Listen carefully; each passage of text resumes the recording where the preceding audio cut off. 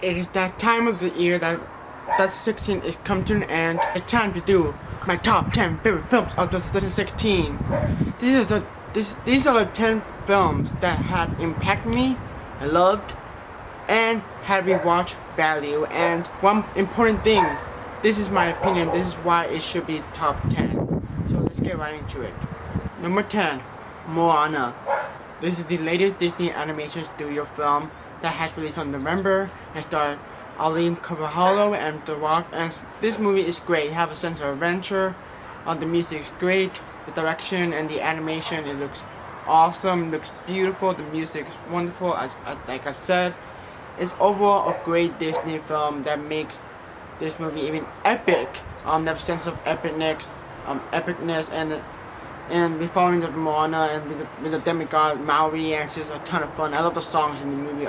You're Welcome and How Far I Go is this incredible song that I own on iTunes on my phone, and this movie is just incredible. This movie just made me smile even more because the adventure was a ton of fun, and I'll just say Moana is my number 10. Here's number 9. Number 9 is 10 Cloverfield Lane. One of the most surprises film of this year. I did not expect this movie to be good, and when I saw it in theaters, man, this movie surprised me the hell out. This movie was edge of my seat. It's a psychological thriller that stars John Goodman, who is incredible in this movie, and just overall a fantastic movie. The sense of claustrophobia in this movie is just felt raw and grounded, and so it's edges of my seat, and I own a Blu-ray. It's just, and also be watchable for what it is, and the dialogue is intriguing. All of that is just incredible. 10 Cloverfield Lane is one of the most surprises in all this year, and that's why it's number 9. Number 8. This is the stop motion animation that is Kubo and the Two Strings, voiced by Charlize Theron and Matthew McConaughey, and this movie is better than Moana, to be honest. Just the story is so much better.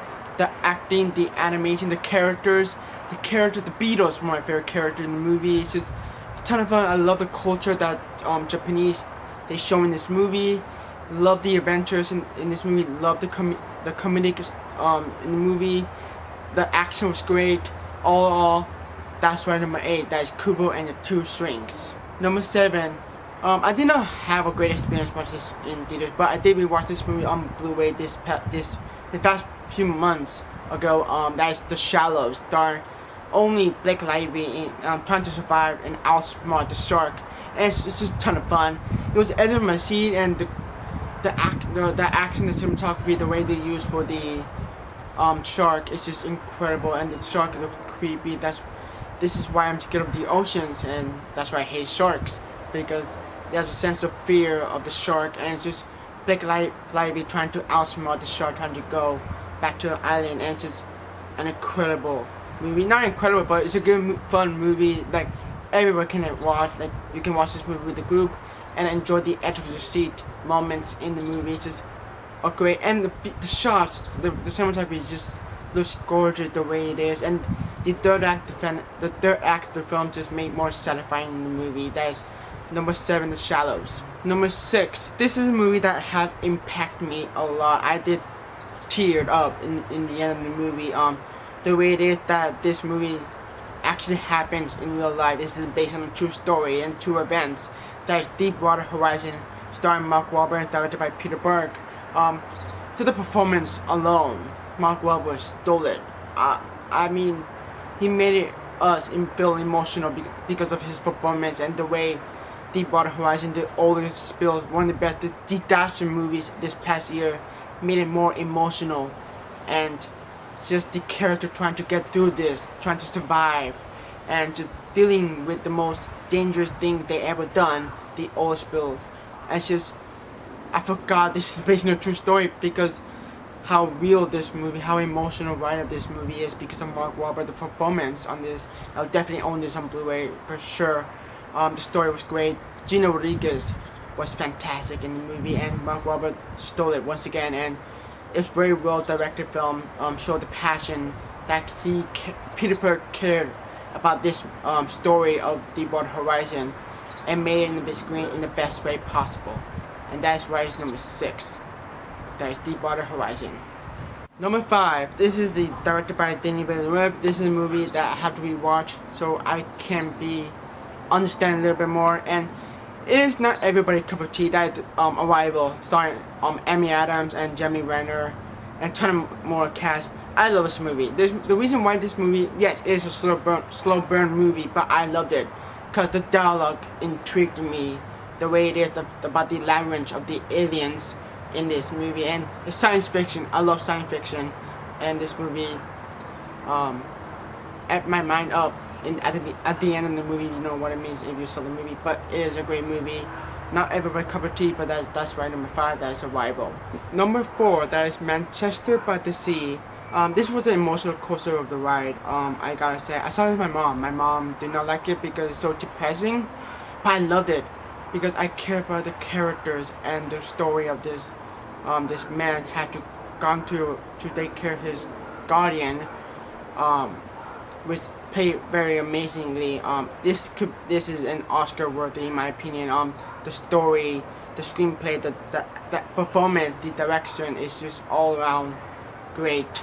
And yes, the first act, it gets slow, but at the same time, it gets better every time every scene comes up. It gets better because the audience were following the guy, the main lead, who played by ever awesome, incredible Casey Affleck.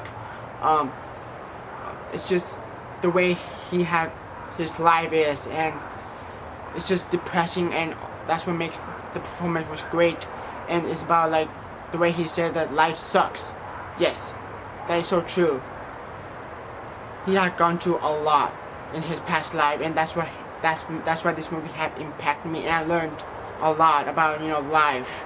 And Manchester by the Sea was incredible, emotional, riveting story and great characters, and that's why this movie is amazing, and a lot of people should watch this movie. That's why it can be an Oscar-worthy movie, and that is number 4, Manchester by the Sea. Number 3, this movie make this movie feel more relatable. This movie I can relate to a lot. That's Edge of 17. With the great performance by Haley Steinfeld, who's going to be an Oscar nominee, I can tell. This is a movie that makes everybody relatable because it felt real in this modern world. And this is basically John Hughes take place in the modern world, and all around this movie is relatable for a lot of reasons. Take place high school. I can relate so many things to how Haley Steinfeld gone through this movie, and Edge of 17 just felt great, and there's a lot of funny moments, dramatic moments. It balanced really well.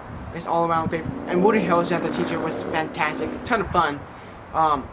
But great movie, and Edge of 17 was phenomenal. I adore this movie for a lot of reasons because it's so relatable for a lot of reasons, and that is number 3, Edge of 17. Number 2, this is another movie that had impacted me a lot. That is Hacksaw Ridge, directed by Mel Gibson, and starring oh my god, Andrew Garfield did a great job in this movie. He embodied the character, the real man who is in the part of the story, and the action that she does is great. It's just wonderful, and the action in this movie felt raw and real and grounded. And this is the return of war films. This is inspiration of Saving Private Ryan, but more grittier and raw. A lot death scenes in this movie, and this is the movie impacted me a lot. Just because of the direction, the story, and the character that they brings. And yeah, Hacksaw Ridge was a phenomenal movie. That's why it's number 2, the Hacksaw Ridge. Here you go. What is number 1? Number 1 is Don't Breathe. Am I thinking, why Don't Breathe? Well, this movie, that's how you do a horror film. A lot. There's no cheap scares. The characters were amazing. The sense, the atmosphere in this movie was phenomenal. The way it was edge of my seat. It was incredible. It was a ton of fun to watch also. And Stephen Lang as the blind man was phenomenal. The character that he brings in as a blind man was badass. And this is the character you don't have to mess with. Do not mess with that guy, the blind man. It's a great heist film.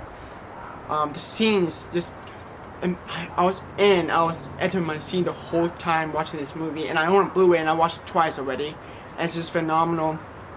The direction, the writing, the characters, so great, and the atmosphere that this movie shows is great. And the cinematography was phenomenal, the way they used, and the editing is one of the best part of the movie, and the direction is one of the best part of the movie, and that's why number one is Don't Breathe.